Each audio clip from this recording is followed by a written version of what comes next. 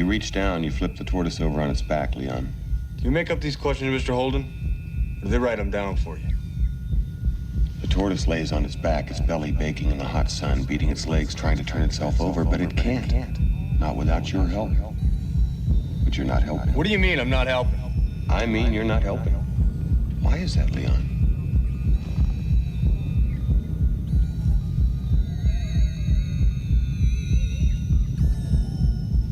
They're just questions, Leon. In answer to your query, they're written down for me. It's a test designed to provoke an emotional response. Shall we continue? Describe in single words only the good things that come into your mind. About your mother?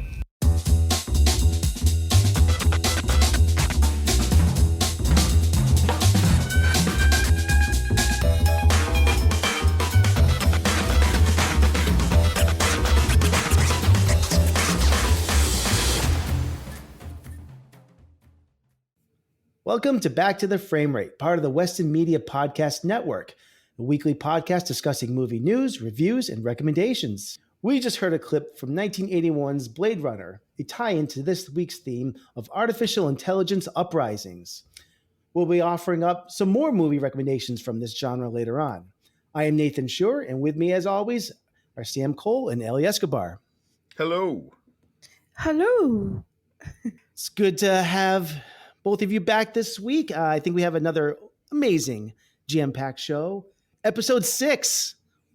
Which one in the the Star Trek that would be franchise would that be at? That'd be 1991 Star Trek 6, The Undiscovered Country, directed by Nicholas Meyer. Very good film, shot, I believe, in Super 35 millimeter, if I'm not mistaken. I think, yeah. It's a good movie. I think it's an even numbered one from the original cast, so it's a good one. So it's a very good one, yeah. Yes. Though 3 is good as well. 3 is not bad. That's the only one that doesn't fit the, all odd numbers suck. For the most part, they do. 3 is has some problems, but it's pretty good. I need to revisit Search for Spock. It's a little problematic, but I don't think it gets a little bit of a bad rap. I hear that. This week we're going to be reviewing M3GAN, or M3GAN, I like to call it. This came out in January, but it hit the streamers or VOD. Actually, it's on Peacock Premium, which is funny because all week, I think last week, I was complaining that I wasn't able to watch this, but apparently I have a Peacock Premium account. I didn't even know it. Oh, so I got to watch it at no cost at all. And so yay me. But before we get to that, let's catch up with what everyone has been doing and watching over the past week. Who would like to go first? Sam. Okay, I will take that honor. I had a decent week. I got a lot of productive errands done in terms of planning, for the rest of the spring, or the upcoming spring, I should say. But in terms of films or media that I viewed this week, I did see Oliver Stone's JFK again. A great film that truly does have a kinetic energy to it. And regardless of the validity of all the conspiracies that the film both explores and introduces, excuse me, watching the movie, it does feel like you're immersed in a labyrinthian web of Black Ops conspiracy. So I enjoy it. It's a very good film. And yes. It was good to see again. I love UFOs and, what's out there, aliens and stuff like that. I believe it was on HBO. I saw a documentary called Missing 411, the UFO Connection. It's pretty new. It came out in 2022, directed by a guy named David Paulides, and he basically is a police investigator, and he uses his investigative skills on a couple of mysterious disappearances of people in rural areas that are connected. So it was good. I love that stuff because I want to believe. And lastly, I saw Roadhouse again. I know Jake Gyllenhaal is doing a remake, but I bumped into Roadhouse on HBO. A ridiculous, entertaining, strange. I've always liked it, but it's a bizarre movie. The lizard brain in me likes that movie. It's got some great mullets in that film. It does, yeah. Yes. that's me. That's my Fantastic. There's a nice cross section of Americana there. Ellie, how about you? What have you been up to? What have you been watching? Been up to this weekend was pretty busy. Just had to prepare for 4 different auditions, and that's a really good. That's a blessing because auditions don't come always. But I watched Creed 1, 2, and 3. Oh, cool. That's what A I lot of did. people watched Creed 3 this weekend. Big Yeah. box office. Yeah. Tops of the Yeah. box office, And yes. I had to watch 1 and 2 because I hadn't really watched those, and I didn't want to go to see Creed 3 and not understand the story. And then all I have to say is after watching Creed, I came home and I just wanted to work out like hardcore and do boxing again. I used to do boxing before, but I stopped. And so, yeah. I think a great double feature would be Creed and The Whale. Would you just want to work out and just eat? No. Did you just want to keep on eating after you saw The Whale? I did. Okay, yes. Because Or just the whale watches Creed work out while he eats, and that's the movie. It's just that for like an hour and a half. One camera angle, too. A lockdown tripod shot. That's don't it. you Yeah. guys? Okay, here's a question for you guys. Don't you guys get something when you see a movie? Don't you like want to like? Doesn't a movie make you want to like do something like that? Like for example, if I watch a movie about running, I'm gonna want to go running. If I watch about a movie about going to the ocean, I'm gonna want to go to the ocean. It just triggers. Depends on if it's a positive portrayal of these things or not. Like, I mean, I'm not gonna go kill people if When I see a serial when killer I see movie. when I watch Black Hawk Down, I'm like, damn it! I wish I was in Mogadishu right now. Damn it! I wish I was there. You know. No, but I know what you mean, Ellie. Like, if movies can inspire, like, I'm totally right. Yeah. Like, actually today I worked out to the music of Creed. But I wasn't motivated. It was, I almost didn't feel motivated to work out tonight, and I kept telling myself, I have a headache, I have a headache, I have a headache, right? And then I got on the mat, got the weights, and I'm like, put Creed's music on. And boy, did it all go away. And I was just like, pumping iron, I only do 10 to 15 pounds. That's all. well, That's I want pretty to. good, Can you? What did you tell me? What did you think of Creed 3? Because All right. So you know what? Watching 1 and 2, I liked 1. I really like 2, and I really love 3. And I think it's because the thing about Creed 3 is very emotional. It's very what's his name? Jonathan Majors? Kang. Gang. Yeah. Something about that. It's one of his actor. variants. I'd like to think that in Creed 3, where he's playing Jonathan Majors, it's just a variant of Kang. No, don't even do that. That's horrible. Okay. No, That's what Creed 4 is about. He just like reveals himself, and like the whole boxing ring just apparates into this like portal to like, and it ties into Ant-Man in some ridiculous wish. What it if, opens up what a if portal it to like the was? quantum realm. Yeah. You guys wish. Yeah, no, you guys are too over like too much into like superpower people. Sorry, I didn't mean to hijack your. Okay, go ahead. I love the superhero movies. I do, but to me, movies like Creed are more realistic, and I love movies like that are more realistic, where there's a hero and there's a villain, and obviously, Michael is the hero in the film, and then Jonathan is the villain. But I can't help but to feel bad for and I forget his name in the movie, for Jonathan in the movie, because he had to take can I say it? I mean, he had to go to jail for something wasn't even his fault, and he ended up going to jail for so many years. But there's a part, and I was telling this to my kid. I said, Jonathan makes me feel, just looking at his eyes, He's such a great actor. I'm sorry, he's such a great actor. Michael is great, but Jonathan is greater. And just looking at his eyes, I could feel his pain.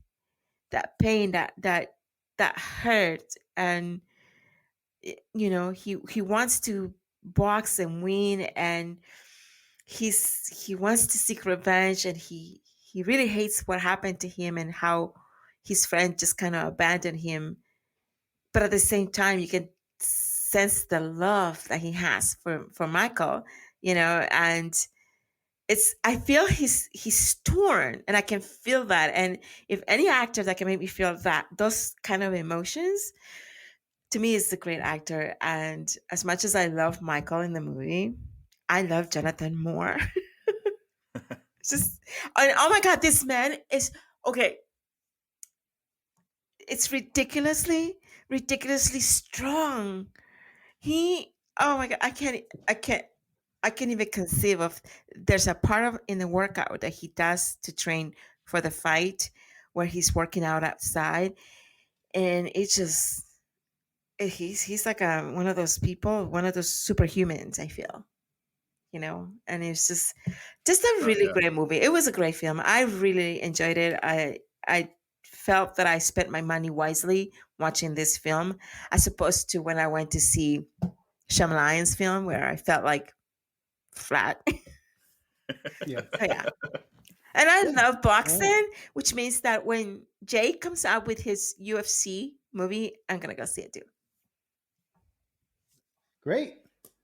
So that's a good endorsement for Creed 3. I am looking forward to it. All right. Anything else?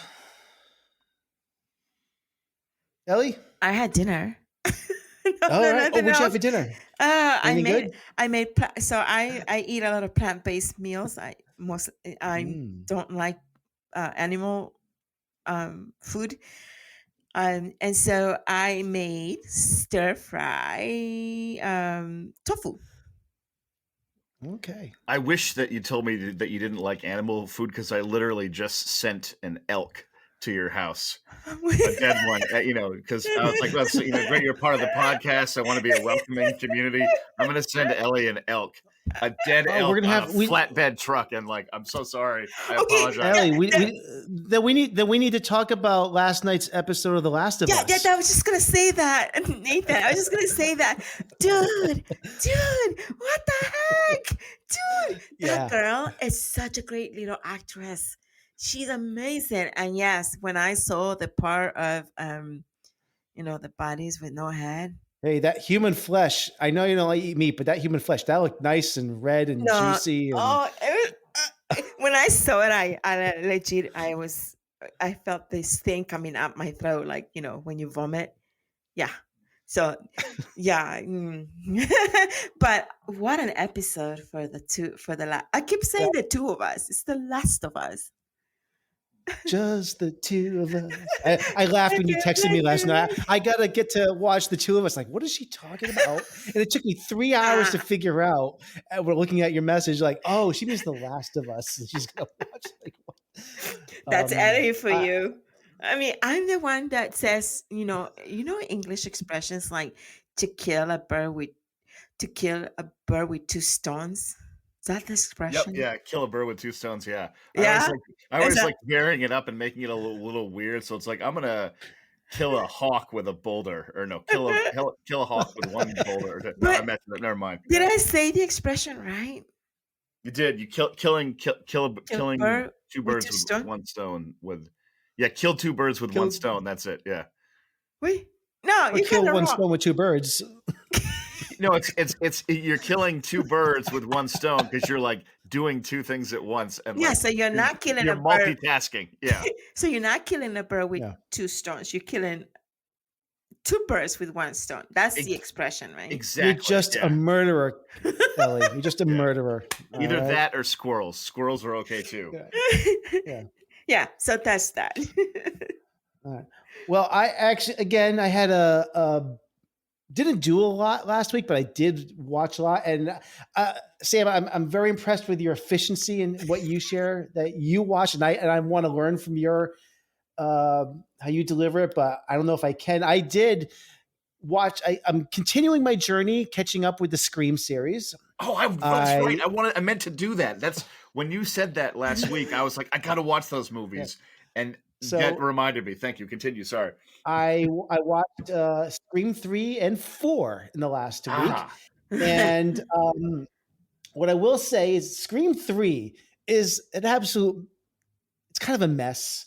We had discussed it a little bit last week. Like, was it better than you remembered? Worse or the same?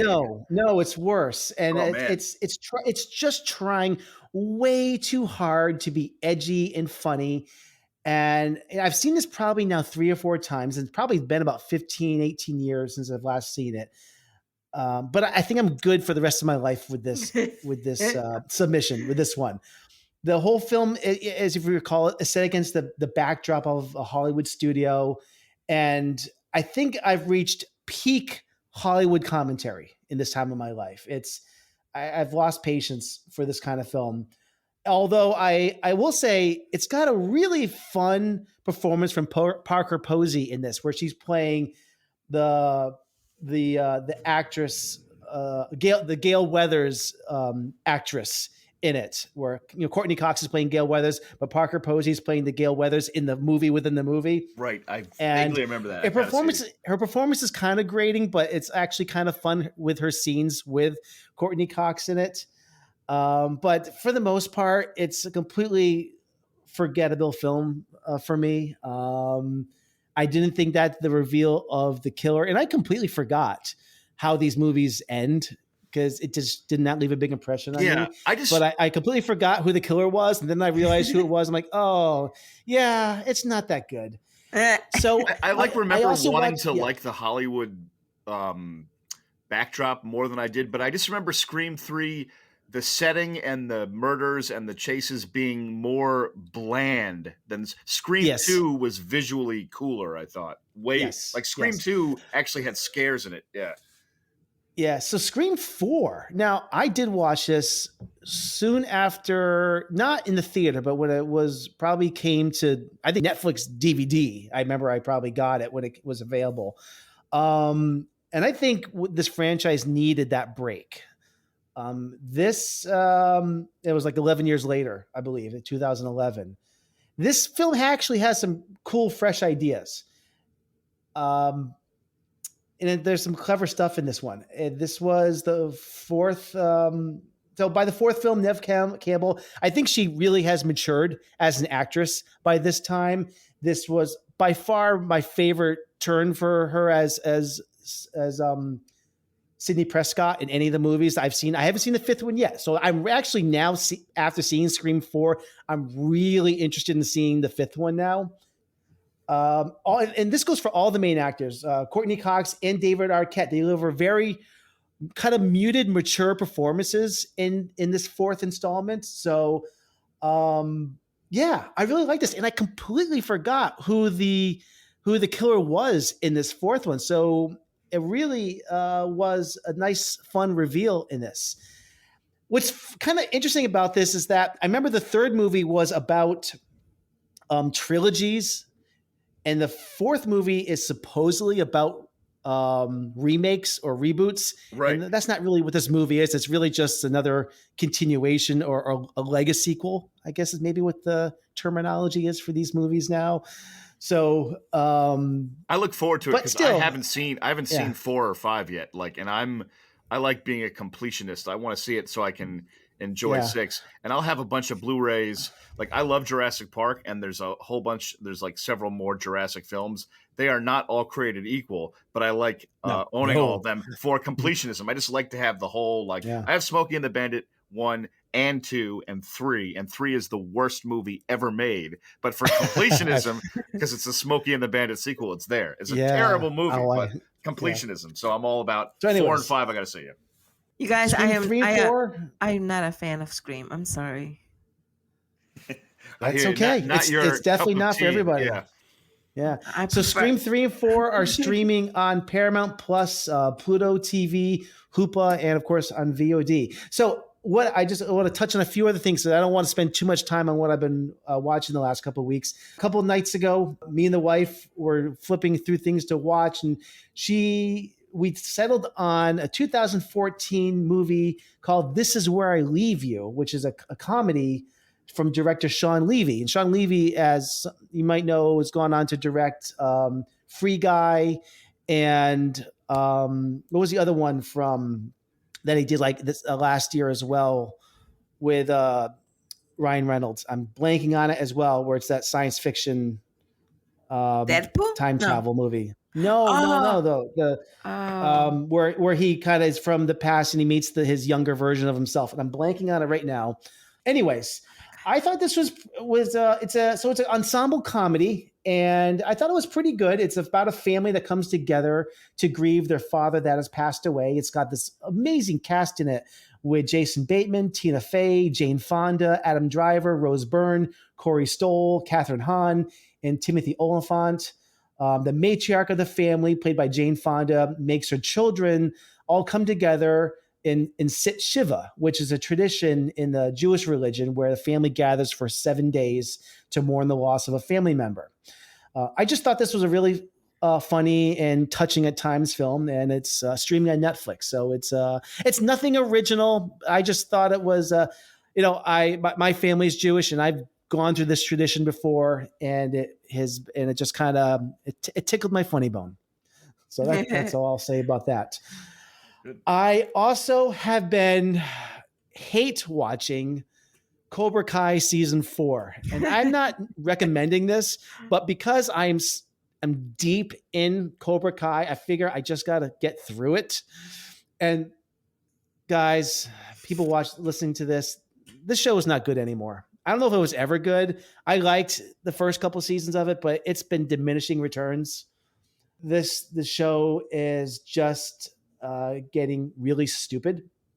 I loved that show, I absolutely love it, but I am not caught. Like, I believe I got to the end of season 3, which was highly entertaining. I don't think I'm caught up on 4 yet. Stop there. Is 5 right. Is 5 out yet? Is 5 the last season, or like where is it now? I think they're stopping after 5, and I don't believe I am 5 episodes into season 4, and I'm just like, it's become the type of show where I'm just kind of putting it in the background where I'm working right now, because is not worth my full concentration anymore. And now it's just like, I'm watching it just so I can check it off. Like, all right, got to finish this. And it's really light watching. It's drivel, but I don't know why I feel obligated when you're 4 seasons into something and you're so close to finishing a series. I feel like I got to finish it. And I'm a completist. Yeah. I'm a completist. That show is so entertaining. I'll be interesting to see. It was. I've enjoyed it, but I am behind in it. So yeah. Yeah, it's diminishing returns. The last thing I will say, I'm not going to say much about it because I'm in a still processing moment of it. I played hooky for part of the day today, and I did go to the theater, and I could have probably seen a very good movie like Creed 3, as Ellie's already explained, but I didn't because there was a 2:45 showing of Cocaine Bear. Oh my God, you saw Cocaine Bear. Oh my God. I can't wait to see that. I'm definitely going to see that this week. And it is everything I wanted. I'll tell you this. I had the biggest shit-eating grin on my face the entire hour and 38-minute runtime of this movie. It is everything that you think it is, and that you expected from this movie. Now, it is not high art, of course, and everything that you saw in the trailer is this movie pretty much. It doesn't have many surprises. They give away a lot of the kills that are in this movie. It's a lot of the good stuff is in the trailer. A lot of the jokes are in the trailer, and this movie has a lot of problems. The third act is not, I would say, the strength of this film, but there are some great set pieces in this film. The bear is amazing. It looks awesome. And what I would only say about this movie is that I wish it was a little funnier. You would think that it would be like a ragtag group of character misfits and these oddball characters, and it does a pretty good job. I liked it a lot. I didn't like love it, but it was the best time I've had in a theater all year so far. So that's all I'll say about it. But yes, That's awesome. I it was, can't wait to see it. Like, I'm definitely gonna watch it this week in the But, theater but because is it a real bear though? no. Ah. And they really did not give. But what's so great is it takes place in the 80s, and it's obviously a commentary So cool. on a backlash to like 80s era, like the Reagan era, like just say no to drugs and cocaine. It is a big like FU to that whole like campaign. And it is hysterical for that alone. I can't wait. So yeah, it is. Yeah. I mean, you don't have to see it in a theater, but you could. Yeah. I definitely will, because I'm like very close to this place called the Fall River Picture Show, and it's such a great theater with like, recliner seats. I'm going to go there, watch an afternoon show of Cocaine Bear, and I know I'm so glad you enjoyed it, because I was hoping it would be entertaining like that, and I just know I'm probably going to feel the exact same way. Yeah, and it's last performance for Ray Liotta in it, who kind of delivers what you'd want.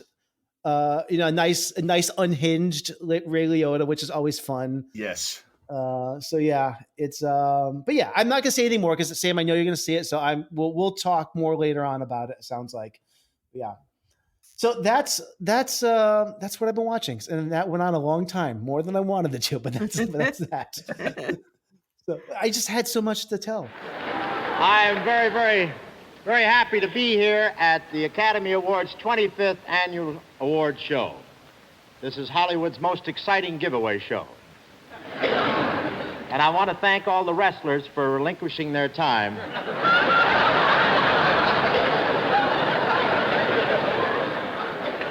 so we can give these awards. Just showed you there's nothing that one group of actors won't do for another. Hey, on Sunday, it's the Oscars. And first of all, before we get to what we're going to be doing, which is a fun little Oscar game, I want to ask you: is anybody trying to squeeze in any watching any films before the Oscars this Sunday? In any movies you're trying to get to? I'm actually gonna watch the Fablemans. Oh yes, I love that movie. Yeah. That movie, I wanna squeeze it in this week before the Oscars come. Mm-hmm. I think, and that's the only one. I've seen all the others, except for the other one with Kate Blanchett. Tar? Yeah, I don't like that. I don't know. It's not that I don't like it. I don't know. I don't know. I shouldn't judge it yet. I've not seen it, but I don't know. I love Kate. She's one of my favorite actresses. So, yeah, we'll see. Okay. Yep. Is that nominated? I'm sorry. Was that even nominated? Which one? Tar? Tar? What? Oh, yeah. That was Best right. Picture and Kate Blanchett for Best Actress. Yeah. I finally did catch up on my 10th Best Picture nomination. I did watch Women Talking. I didn't mention that in this thing because we were going long, but I finally got to see all. I finally did get to see all the Best Picture nominations. I'm going to try to get to was it Living, the one that Bill Nighy is nominated for somehow before Sunday, and Pinocchio, which is streaming on Netflix. I want to see that. I'm going to try to get to one of those two because I didn't get to see a lot of the animated movies. I saw Pinocchio. Oh my god! Yeah, I loved it. Yeah, I'm going to try to do Pinocchio? one of those. Which one? The Guillermo del Toro. Oh yes, right. I heard really good things about that one. Yeah. That's So we'll see. I'm going to try to get to one of those two before Sunday. So yeah, the Oscars this Sunday night. I think it's at 8 o'clock Eastern time, I believe. But yeah. So anyway, since we're talking about the Oscars, the reason why I brought that up is because we're going to do a fun little game. We're going to try to do this kind of quick, where we're going to do our Oscar picks, rapid fire, and we're all going to do our picks for Best Picture, Best Director, Best Actor, Best Actress, Best Supporting Actor, and Best Supporting Actress, and whoever gets the most amount of picks wins this game. And we decided before we went on the air that the winner can assign to the other two co-hosts a movie. Yep. Of has to be a movie under no more than 3 hours long. I don't think that should be a problem. But so we're not going to assign a series or something, some crazy length movie that we have to watch sometime within the next month or two. And will we use our power for good or evil will be the question. Because maybe we want to, have something special in our hearts that we really want to share with our friends here. Or maybe we want to assign the worst movie of all time to torture each other. We'll see. We'll find out. But let's do this. We're gonna learn a lot about each other here. All right, we're gonna start with actor in a supporting role. And the names we have Brendan Gleeson, Banshees of Inisherin, Brian Tyree Henry, Causeway, Judd Hirsch, The Fablemans, Barry Cogan, The Banshees of Inisherin, Ki Hoi Kwan, Everything Everywhere All at Once. So, Sam, which do you pick? I have many opinions, but I will pick. Save the opinions. Yeah. I hear that. But I would say I will definitely pick Kiwi Kwan, Everything Everywhere All at Once. I'm sorry, which category? Which category are we doing? Best supporting actor. Best supporting actor. Ooh. Barry. All right. And I am going to go with Ki Hoi Kwan as well. Because I think Although I do want Ki Hoi Kwan to win it because he's like Goonies, man. Mm-hmm. I'm going to go with Ki Hoi Kwan. All right. You're changing your vote? Yes, I am. You are. Did I say it right? Ki Hoi Kwan? Yes. Okay. So, actress in a supporting role. Angela Bassett, Black Panther, Wakanda Forever. Hong Chau, right? Is that how you say it? Hong Chau. The Whale. Hong Chau. Sorry. The Whale. Carrie Condon, Banshees of Inisherin. Jamie Lee Curtis, Everything Everywhere All at Once. And Stephanie Sue. Sue. Everything Everywhere All at Once. Hong Chau. I mean, Stephanie did a great job too, but I would say Angela Bassett in Black Panther: Wakanda Forever. Yeah, I want Hong Chau to win it, but probably Angela will win it only because she's Angela, and she did a great job. That is my official vote. So we're all going with different directions on this. I actually want Hong Chau to win, but I am going to go with Jamie Lee Curtis. Really? I am. Okay, you know what? I see why you're doing that. Now I can change my vote, right?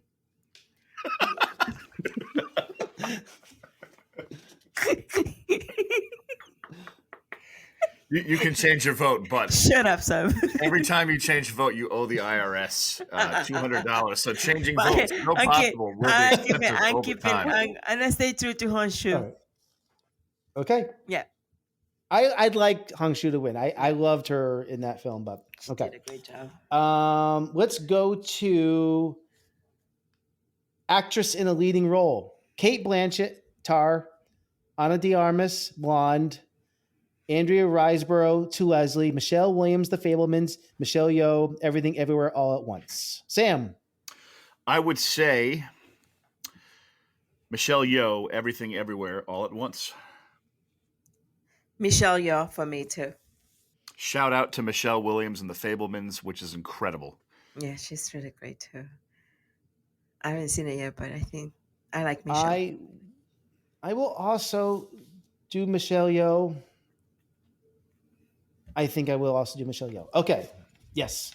All right. Actor in a leading role: Austin Butler, Elvis; Colin Farrell, Banshees of Inisherin; Brandon Fraser, The Whale; Paul Mescal, Aftersun; Bill Nighy, Living. Ellie, you go first. God, I love Colin in this movie, and I love Brandon, so I'm torn. I'm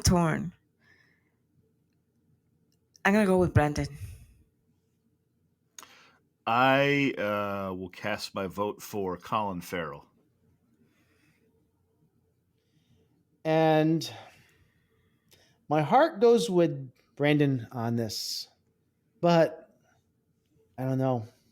I know Colin did such a great. I wasn't a fan of Colin until I saw the Banshees, and I was like, The reason why, and again, we wasn't encouraging us to get into the reasoning for this, but Colin Farrell turned in 2 amazing performances last year. I don't know if anyone else saw After Yang last year, but it was, I'd say, almost an equally amazing performance in that.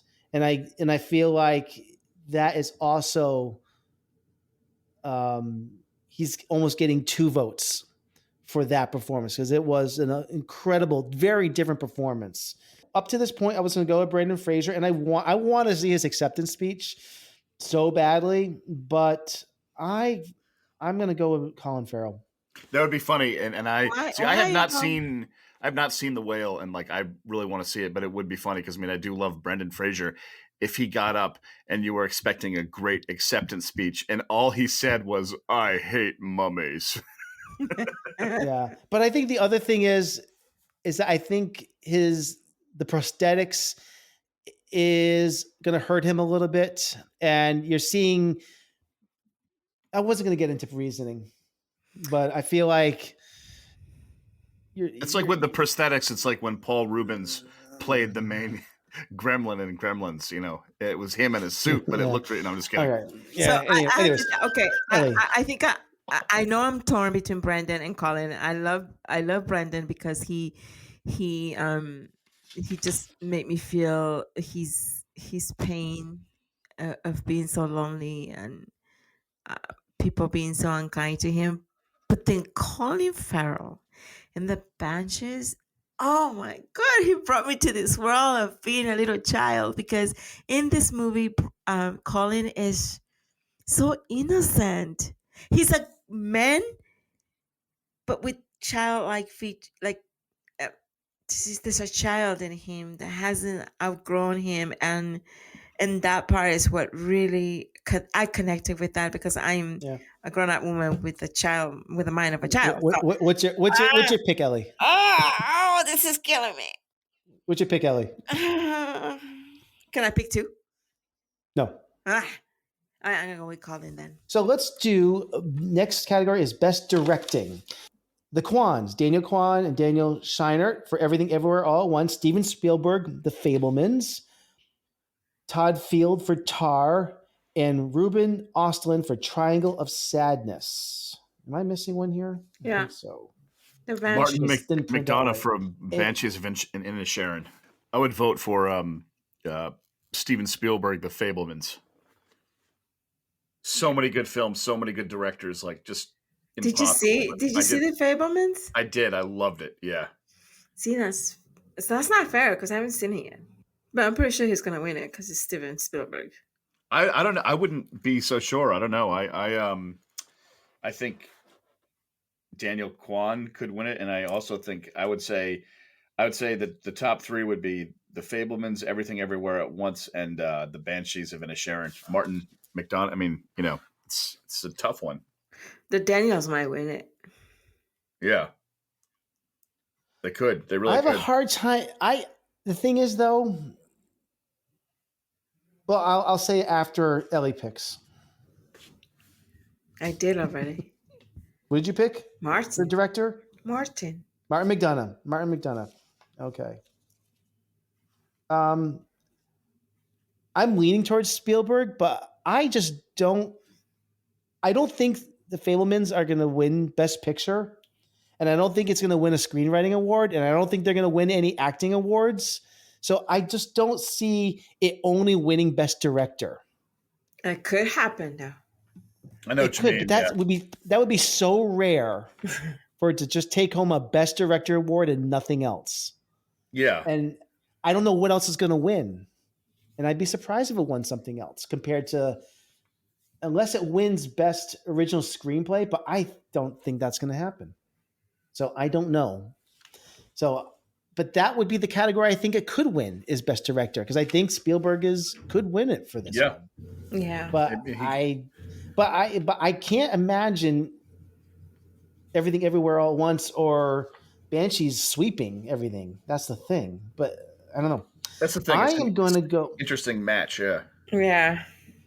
So, but directing, I'm still going to go with the Kwans, because I think that was just such a crazy movie, and the way that I've listened to podcasts about how they structured that film and what they had to do to plan that out. And I know the Academy probably doesn't care necessarily, but I'm mesmerized in how they had to structure that film and put it together. So I'm going to go with that. So I'm going to do that. Okay. Next thing is our last category, and that will be Best Picture. And this is the long list here. We've got All Quiet on the Western Front, Avatar: The Way of Water. I'm just going to write you in for this one, Sam. Banshees of Inisherin. Elvis, Everything Everywhere All at Once, The Fablemans, Top Gun Maverick, Triangle of Sadness, and Women Talking. Sam, what do you got? Okay, so I've been playing this game the whole time with the angle of trying to win. So I've been picking the movies I think will win Best Picture. I mean, the best of each category. I'm gonna say here, man, this is tough. It is so unpredictable. I'm gonna say, Best Picture, Everything Everywhere All at Once. Ellie. The Banshees. And I think I will also do Everything Everywhere All at Once. Okay. The lines have been drawn in the sand. And I love the Banshees of Inisherin too. It's a tough one, yeah. So we'll see. All right, are we happy with just those 6 categories? I don't think we need to go deeper than that for now. Yeah, that's good. Yeah. I would just add good. visual All right. effects, Avatar, Way of Water, visual effects. That's All right, we're gonna leave it at that. All right, let's move on. We've sealed it in an envelope, and hopefully the wrong envelope does not get opened on next Monday night. All right, it is time for our featured review of M3GAN. Katie, you lost your parents. Welcome home. You're my niece. I'm gonna do everything I can to make this place feel like home. Just wish I could see them again. I'm not equipped to handle this. I don't even take care of my own plants. I have this project at work. Do you want to see? Yes. Ever since I was little, I dreamed of this perfect toy that would protect a kid from ever feeling lonely or sad. This is M3GAN. Hi, M3GAN. I'm Katie. It's nice to meet you, Katie. Do you want to hang out? All right, that was a clip from the trailer of M3GAN, the new film directed by Gerard Johnson, written by Akilah Cooper. It's actually a story from James Wan. I guess it's apparently when he wrote Annabelle, because that was one of his films from about 10 years ago about a demonic doll. This isn't that far from that idea. But let's get into this. Which of you would like to kind of open up first with your general thoughts on this film? I'll say that I enjoyed it a lot because I enjoyed the tone of the movie. It was very, funny and kind of cynical. And I enjoyed it because it was, horror, but it was kind of comedy horror. and it had a tonality that reminded me a little bit of like Child's Play or Gremlins, a bit of that kind of wacky off the wall tone. I would say that if someone was looking for a frightening movie about, an evil artificial intelligence doll that was truly, truly terrifying, I don't think this movie is particularly, scary in the way that like The Conjuring or the 2020's The Invisible Man was just terrifying. But in terms of being a lot of fun, horror / comedy, cynical tone, I did enjoy it. I mean, I was like laughing, and I found some parts genuinely creepy. I had a fun time with this movie. Like, I was highly entertained throughout. So I personally enjoyed it for sure. Ellie. I liked it. I wasn't like thrilled about it, but I liked it's like Sam says, it was entertaining to watch at home. I wouldn't pay money to go to the movies and watch this thing, but definitely it had its moments. Again, I also laughed at certain moments in the film. The scary part for me is that, that this movie can, if we relate it to real life, a lot of parents let their children just hang out with their iPads in the internet because their parents are busy doing other things. And there's a part in there. Oh, we're not doing spoilers yet, right? Doesn't matter. Yeah, we haven't got the spoilers yet. Okay. Yeah. We'll So get there. I thought it was entertaining. It was entertaining. It was just it was funny. I didn't get scared. No, there was nothing inherently scary about this. It's fun. It's like scary, like Gremlins fun scary, but not scary. But like it's like that. It's like scary, like in like a matinee, 80s matinee type. Yeah, like you seen that trilogy of terror? Have you any of you seen Trilogy of Terror? Oh my goodness. Trilogy of Terror. There's the last episode of that trilogy. It's about this statue, African statue. Is sort of like a native African statue that comes alive, and you follows around the lady in the apartment and is trying to kill her with a knife. Wow. And I thought that was kind of scary, but and it's kind of like the same thing. Instead of going around the house trying to kill the girl. Yeah, exactly. I liked the topical nature of the movie of like AI being a problem and like kids and technology. It had a very cynical kind of like Joe Dante vibe movie to it that and this doesn't give anything away, but it opens on like a commercial of like, children's products. And I was not expecting the movie to open like that. And I was just like, I mean, it was those little toys were so creepy. Those teeth that those things had. They were awful. But that was a those things. It's a gremlin. It's like a gremlin. That was the scariest. Those were the scariest things in the movie. I don't know. The boss was more scary to me. I worked at a game testing company, and I could kind of relate a little bit to. I had bosses like that. He kind of reminded me of that. Like, it's like, no, like what? He was mean. Yeah, he was just evil. I loved when he screamed out, "Somebody get me a kombucha," because that was just like that was so like a California I feel like I know that guy. That's the thing. That's what I like. Like the movie was like felt like it was taking pot shots at like culture and like corporate culture. Like that's why I liked it so much because it was like cynical. It almost it was the tone of it was more fun than I thought it was. I thought it was just going to be straight up horror. I didn't realize it was kind of tongue in cheek. Well, it was a dark comedy is what I classify as. So, I mean, what I'll say about it, I did have a lot of fun with this. I thought the trailers, pretty much revealed everything I knew that this movie was going to be. There weren't a lot of surprises, I thought, in this film. A lot of the kills, I think, were already foreshadowed in the trailer, which this is one of those films where I wish I didn't see the trailer.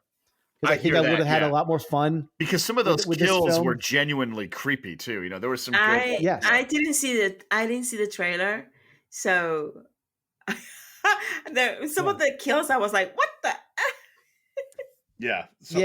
Well, I don't know how you avoid the trailers, Ellie, because the trailers for this were everywhere. I didn't see it. For a while. I don't know. You're living under a rock then. I know. Well, anyways, I thought the performances by the human cast were kind of meh, cookie cutter. I mean, like, I don't know. I thought they were, meh is how I'd put it.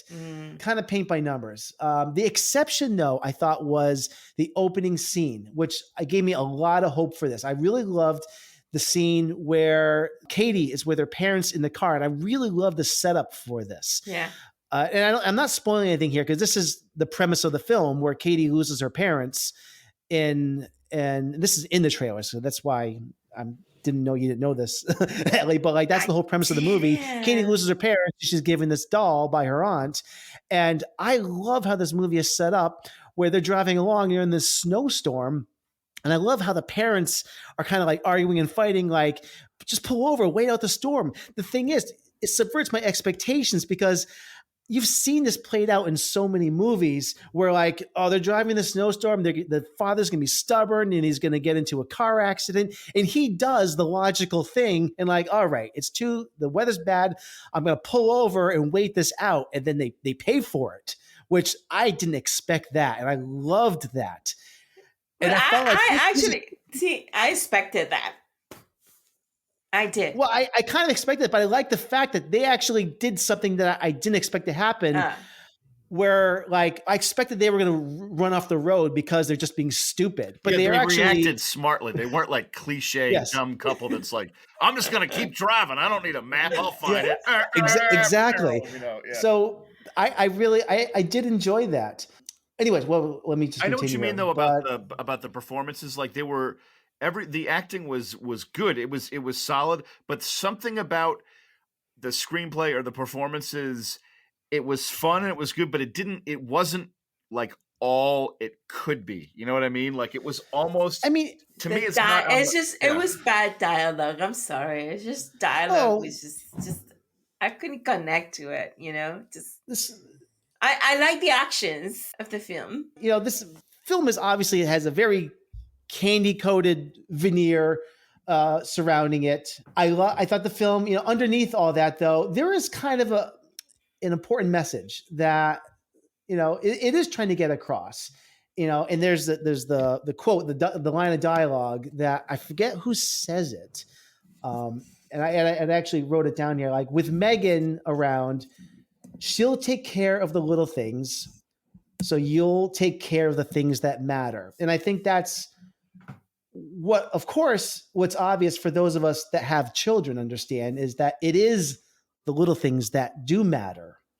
You know, being there for our children for those teaching moments, reading them stories at night, tucking them in at night is what's important. And Allison Williams plays Gemma in this, you know, Katie's aunt, who seems to have absolutely no clue how to raise a child to an astonishing degree.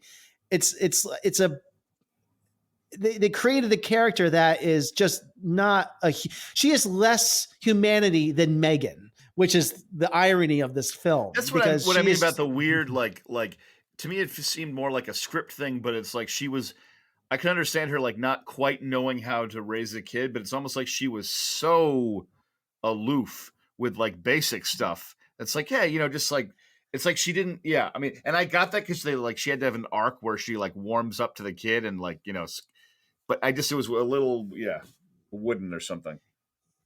Yeah. And her pursuit of career objectives and willingness to make her niece like this guinea pig for her own career goals is really disgusting.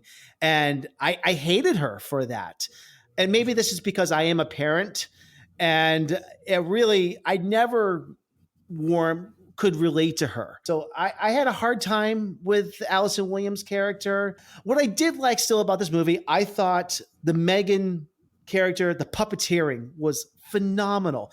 How they got some of the most subdued, subtle facial expressions out of that M3GAN doll.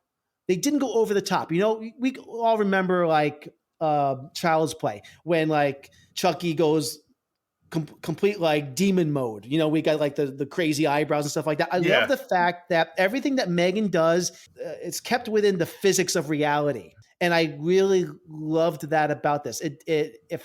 Everything felt authentic about this. Like if this M3GAN doll did just completely fly off the handle, that everything that she does felt like this robot could do. Yeah, exactly. That was set up well.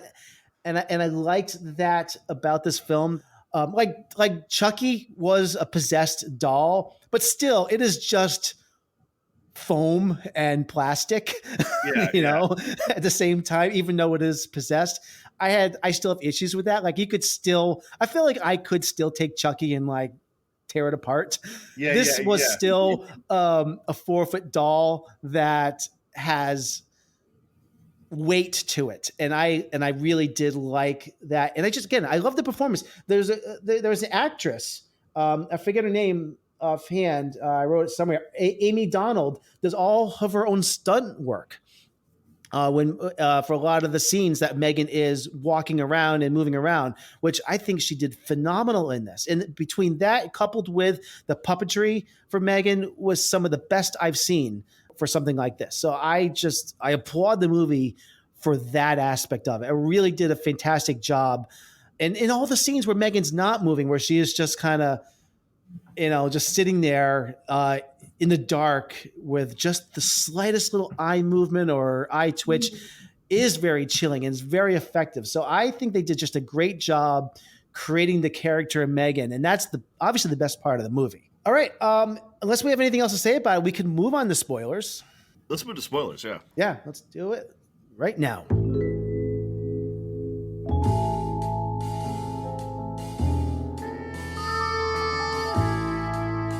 I would say my favorite scene in the movie, probably, that I thought was unexpected, I just thought it was like brilliant, was when they were using the daughter as the guinea pig for her to interact with M3GAN behind the glass for all the corporate people to see. And they wanted her to perform, and all of a sudden she started crying because she's missing her mother. And not only did M3GAN console her, but M3GAN started singing in like a Disney kind of like fairy tale song. I clapped at the screen at that moment because I thought it was hilarious. And and I loved how all the executives were getting like emotional because I didn't know if it was going to be a disaster or a success or what was going to happen. And I just loved that happened. I would say I found the climax of the movie. The fight was good. The fact the kid used the other robot that's introduced, like when they fight in the basement. It's the Rock'em Sock'em robot moment. That was so set up. I guess I wish I had it was super set up, and I guess that I wish that I had wanted. I thought the climax was going to be at the auditorium where all the people are. Like I liked it when M3GAN came out of the elevator, and having killed that person, all the kids were like. I thought the climax was going to be more like just larger, and so when it went back to the house and they had that kind of small scale fight in the basement, I was slightly overwhelmed, but it wasn't bad. But I can understand if there was too many people, then they could have just crowded up on M3GAN and killed M3GAN. They had to make the fight challenging, But yeah. Well, speaking of that, one of the things I do wish that this movie had. This was in the theater PG-13, and I know that there was an unrated version that was on Peacock, but I felt like this movie could have gone harder. Yes, that's the one thing. Yeah, and I understand. I felt like this movie was definitely marketed toward teenagers, and I think that felt very obvious. I would have liked this movie to have gone a little bit harder, to have a higher body count for M3GAN too. I know it seems weird for me to say that, but I'm not saying it has to go extremely ultra violent, but it could have. This movie could have been a lot more gory. M3GAN could have gone completely ballistic, berserk on people, and it felt like it was tamed down Yeah, it could I have don't been know a what lot they could have bloodier. done. Yeah. They needed a few more kills, I think, in the third act, because I think it. I don't know what really how to put it, but it felt like it was missing a few. Like her two assistants survived at the end. Yeah. Yeah. And not that I don't wish death upon people or anything like that, but I felt like there were opportunities to really villainize Megan even more.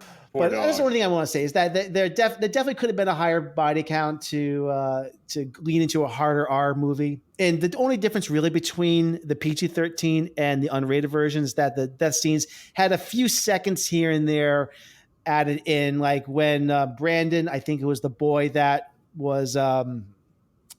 Had that kind of that brutal moment where like Megan's like pulling on his ears. You see the ears get snapped off a little bit in the unrated version, and in the PG-13 you don't see it. It's not as gory, but not much is really different about these movies. When I was a young girl, I had a doll that was 4 feet tall, blonde hair, had the same outfit that Megan has, but it was blue, and had white shoes. And she sat in my bedroom by the window every night. And all I could think was like, oh my God, that's my doll right there. Except it didn't talk. But I could swear that at night she will come alive. And I will hide under my blanket, scared to death of that doll.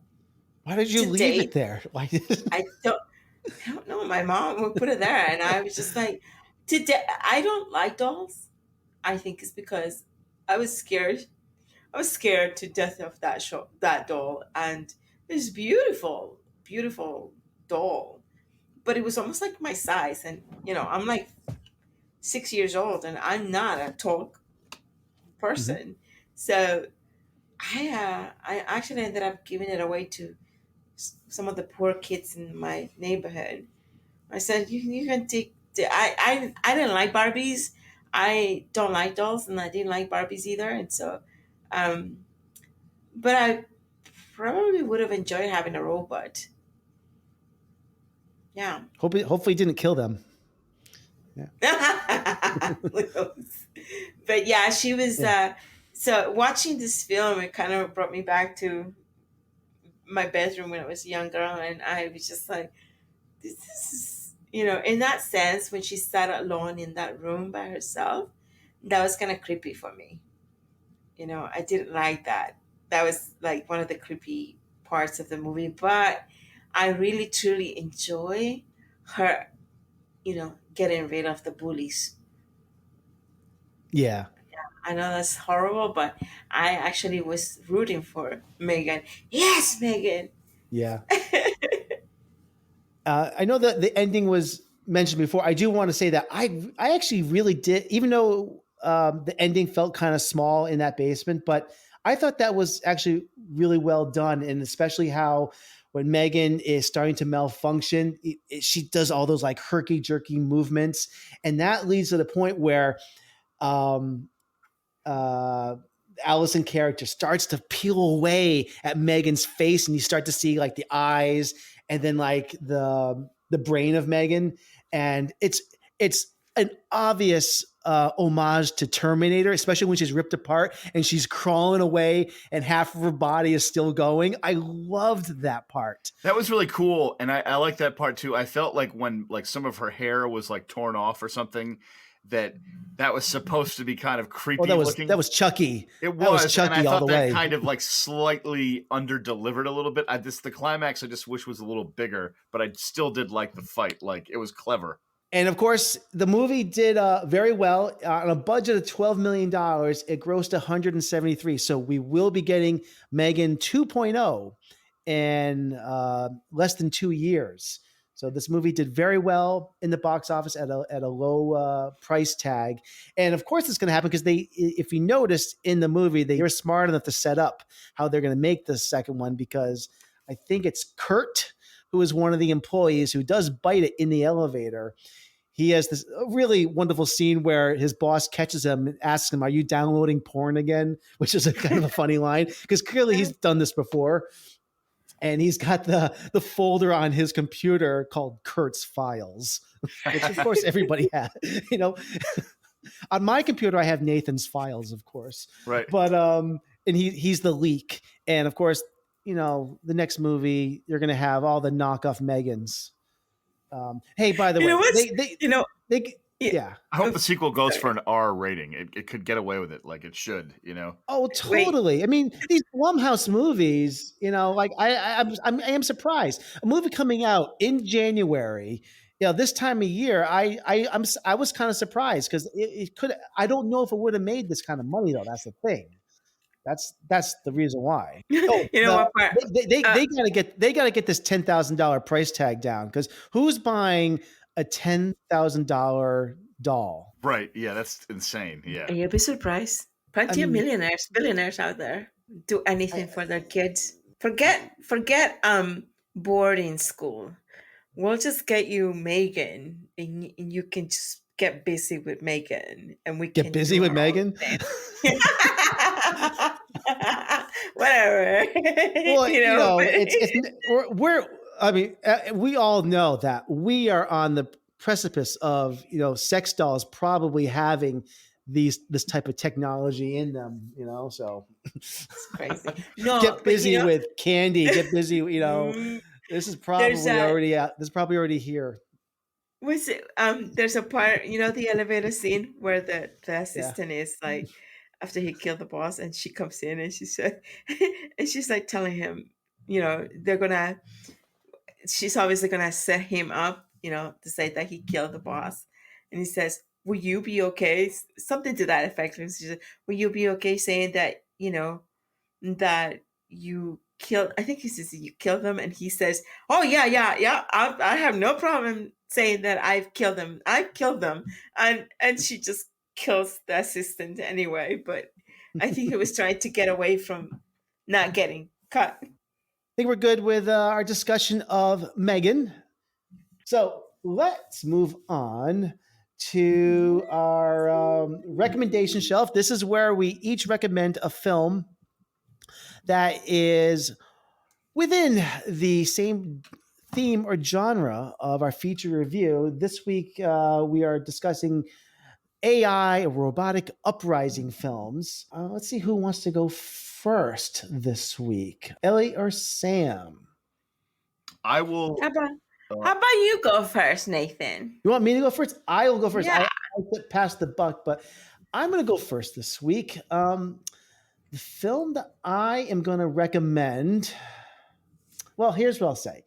During the formative years of my childhood, for a period of time, I probably watched 4 films over and over and over and over. This is probably around late 1982 through middle of 1983, early 1983. So I watched The Empire Strikes Back, Raiders of the Lost Ark, and Rocky III, and Tron over and over. And Tron is the movie that I am recommending as my artificial intelligence robotic uprising movie, and this is how I think it ties in. So basically, I haven't watched this in a while. Probably last time I watched it was right before I watched Tron Legacy, which I think came out in 2010.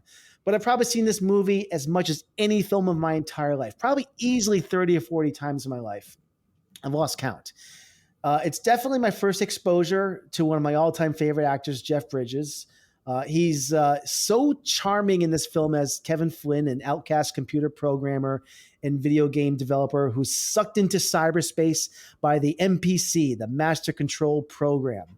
What makes this film, I think, so unique and groundbreaking for its time is the special effects in the computer-generated images. There's so many iconic moments from this film that have entered our zeitgeist. The light cycle scenes, the discs game. It's kind of like an early version of Squid Game in a way. This film had a major influence on other films in pop culture that I think still are sticking around 40 years later. The effects are quite dated, but I think a lot of it still holds up well. So it's a hell of a lot of fun, and it's because it had such a grand and unique vision. I think it still holds up story-wise. Unfortunately, the film is seen kind of as a commercial failure for Disney, so they scrapped a lot of plans, and to do sequels, which I think is unfortunate. We did get the 2010 Tron Legacy, which I thought was a worthy sequel / reboot. I think I might be in the minority on that, but I think it's worthy because the Master Control program is a evil program that takes over the mainframe and rules it in a tyrannical way.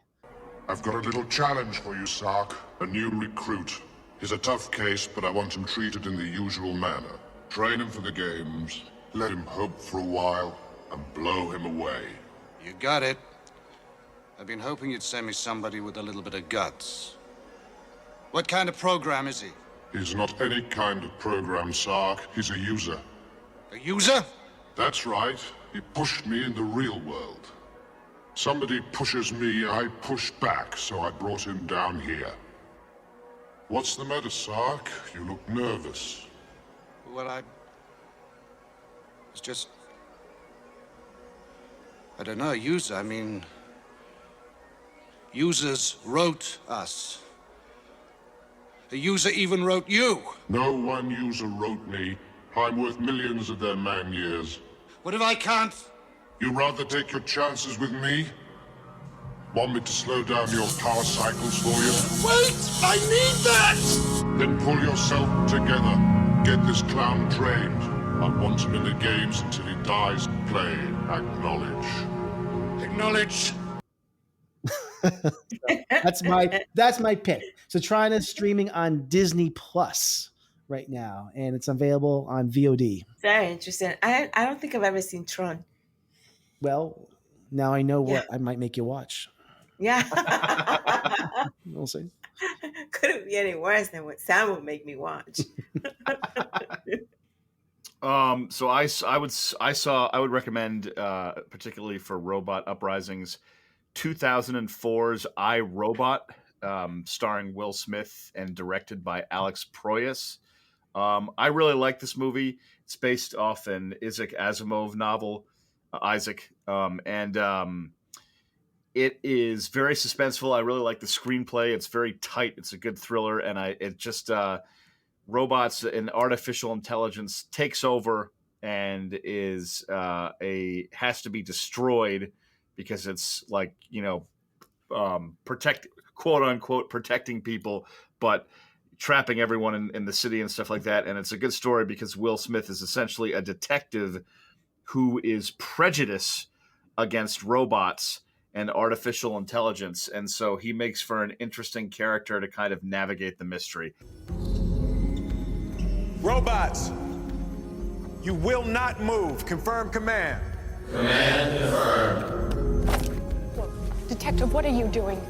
You said they've all been programmed with the 3 laws, so that means we have 1,000 robots that will not try to protect themselves if it violates a direct order from a human. And I'm betting one who will. Detective, put your gun down. Why do you give them faces? Try to friendly them all up, make them look all human. These robots are not susceptible to intimidation. I guess if you didn't, we wouldn't trust them. These robots are USR property. Not me. These things are just lights and clockwork. It's a good thriller. I find the screenplay really tight. It's involving really good cinematography by Simon Dugan, and it's just an all-around good movie. So definitely qualifies as a Robot Uprising movie. Came out in the summer of 2004, was released on July 16th, and I believe it had a $54 million opening weekend, which was very good.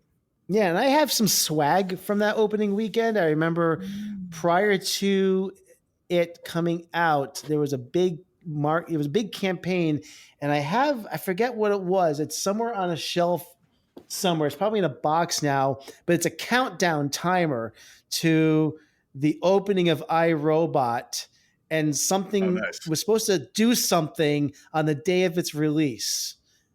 And I got it like 2 months before it came out, like July of 2004, like July 4th of 2000 or something. It was July 2004, I think. I forget, but it was counting down to the release date, and something's supposed to happen with this device. The robot uprising, clearly. I vaguely remember, probably the robot uprising, and there's some graphic. I vaguely remember that, but yeah, that sounds familiar. And I wish I could tool. find it now. It probably ran out of batteries by now. I don't know.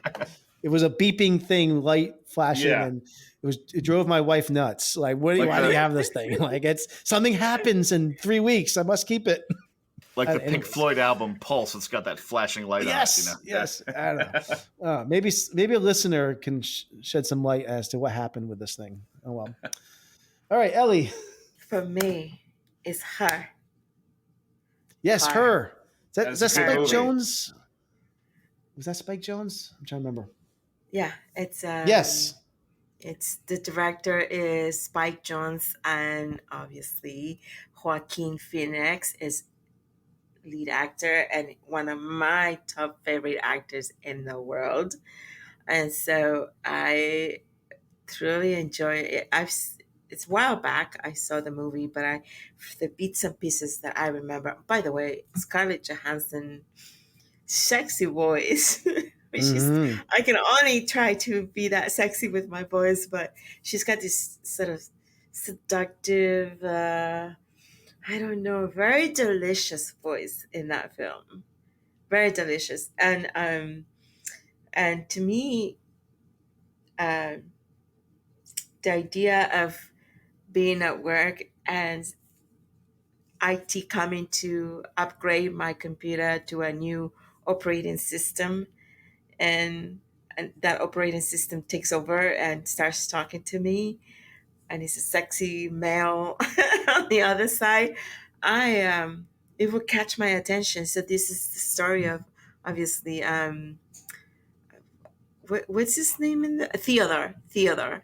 It's Joaquin's name in the movie, and he is, he's gone through a heartbreak from his divorce. He just gotten divorced. He's he's probably living in this world where, how sometimes people feel like they're losers, men sometimes, like, oh, she left me, and he's not, he wears these big glasses and this high top pants, like he looks like a nerd, and he writes cards like Hallmark cards, I think, maybe for other people, like for people that can't tell their significant other how much they love them because they don't have that articulation with their thoughts and to express it. So that's his job. And so he meets Samantha, the voice inside the computer, and basically starts a relationship with her. I love it. So it's kind of like a sci-fi love story. It is a really good movie. It is a good movie, and I look forward to revisiting it soon. So, okay, so that's our recommendation shelf for this week. Let's get into our wrap up, and before I do that, I'll just mention 2 upcoming releases coming out this weekend. As we mentioned earlier in the show, Scream 6 is coming out this Friday. That's March 10th. This is same directing team as Scream 5, Matt Bettinelli, Open, and Tyler Gillett. The description is this: in this next installment, the survivors of Ghostface killings leave Woodsboro behind and start a fresh chapter in New York City. So that comes out this weekend. Also in wide release is Champions, directed by Bobby Farley. This is one of the 2 Farley brothers, written by Mark Rizzo, former minor league basketball coach. This is the Woody Harrelson led film. Former minor league basketball coach is ordered by the court to manage a team of players with intellectual disabilities.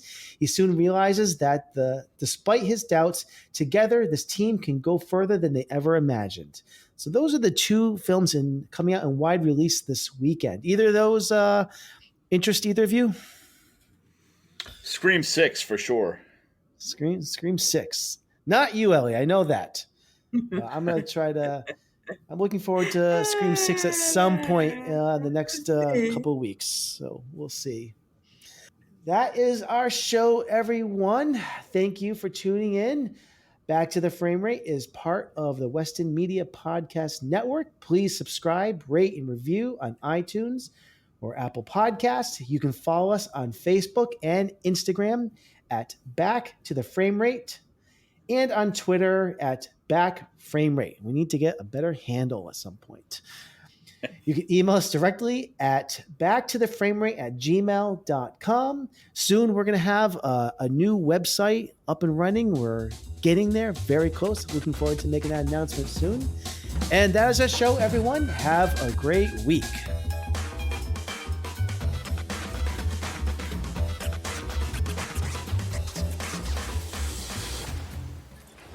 I want you to know it's over.